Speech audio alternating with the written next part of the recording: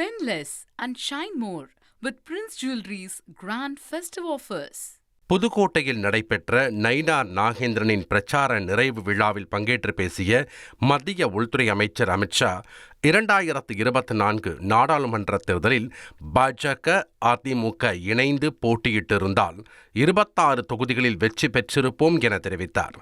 2014க்கு முன் 10 ஆண்டு கால காங்கிரஸ் கூட்டணி ஆட்சியில் 1 லட்சம் கோடி தமிழ்நாட்டிற்கு ஒதுக்கப்பட்டதாகவும், அதே சமயம் 2014க்கு பிறகு பாஜக ஆட்சியில் தமிழகத்திற்கு 11 லட்சம் கோடி ரூபாய் கொடுக்கப்பட்டிருப்பதாகவும் சுட்டிக்காட்டினார்.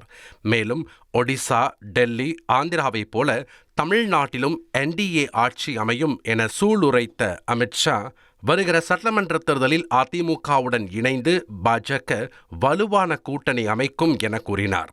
சட்டமன்ற தேர்தலில் எப்பாடுபட்டாவது திமுக ஆட்சியை அகற்றுவோம் எனவும், தங்களது அடுத்த இலக்கு தமிழகம் மற்றும் மேற்கு வங்கத்தில் ஆட்சியை பிடிப்பதுதான் எனவும் அமித்ஷா தெரிவித்துள்ளார்.